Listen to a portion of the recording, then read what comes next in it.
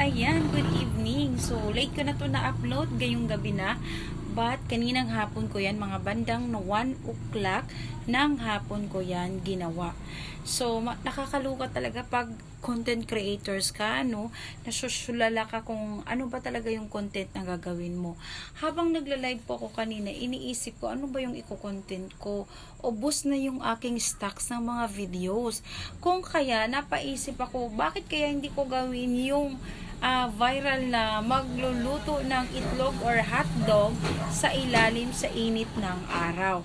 So, sabi ko, gagawin ko kaya, ayan yung dali-dali akong kumuha ng mga gamit, ingredients. Ayan, binitbit ko, umakyat ako sa rooftop sa may bubungan, guys. Pero pinainit ko na yung frying pan na yan. Na-ready ko na lahat ng mga gagamitin ko. Kaso nga lang, kawawa talaga. Dahil nagkandara pa po ang inyong lingkod, ayan o, kung makikita nyo lang, ako pa yung humawak ng payong, ako pa naghawak ng cellphone, at meron pa nagpiprito pa, o diba? Multitasking po yung ginawa ko na yan, para lang po magkaroon ako ng katawa-tawang content. So, oo nga, katawa-tawa nga, pero nag-effort po talaga ako niyan. Sobrang init po talaga, talagang pinagtiyagaan ko para maiba naman, para unique naman, para masaya naman si M at yung mga nanonood. Pero hindi na masaya yung nanonood, guys. Sabi ko sa inyo, naaawa. Hayaan nyo na. Yan na talaga yung naisip ko, guys. Pero hindi naman yung masama. Kumbaga, wholesome naman yan. Hindi naman yung katulad ng iba na may pinapakita na mga, na, hindi na natin banggitin, guys. Pero at least yan, masaya, nakangiti pa rin. Kahit init na. Super init na talaga yan, guys. Kaya, nag-sunblock po ako niya. Nagbaon ako ng sunblock para hindi naman mangitim lalo yung ating mukha na pangit. Ayan, yung ating hindi sutlang kuti. So, sunblock muna tayo, sunblock. After that, ayan, nagprito na ako, guys. Mainit na yung ating frying pan. So, nahirapan lang kasi ako lang ang humawak ng payong, ako din yung lahat ako ang humawak. So, ayan na, magpiprito na yung lingkod ninyo.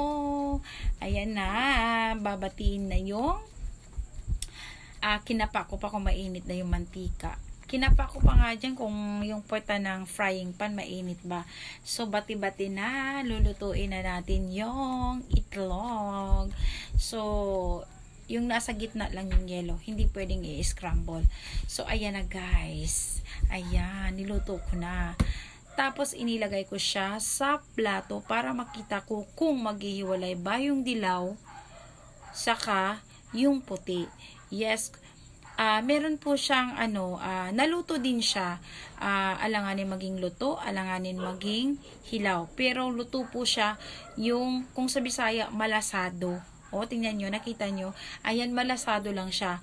Ang hindi lang nag-success, guys, yung puti na, 'di ba, parang transparent, tumalo lang siya sa mantika. So, ayan, makikita nyo naman, yung dilaw lang talaga ang naging malasado.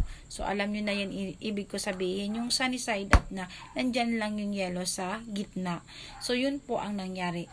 So, gagawa po tayo ng isang content, yes, part 2 po. So, gagawin natin sa hapon yung ginawa ko na pagluluto bandang 1. Gagawin natin bandang 11 sa umaga, 11:12 to 1. Gagawa tayo. Kasi parang kinulang siya ng oras para magpainit. Subukan natin ipainit siya ng 3 oras kung talagang may tunog ba yung mantika kapag niluto mo na sa itlog na ganyan na pagkakaluto. Para sabihin natin success naman, 'di ba? So, abangan nyo, guys, ang part 2. Ayan, thank you for watching, guys, and don't forget to share my video. Bye!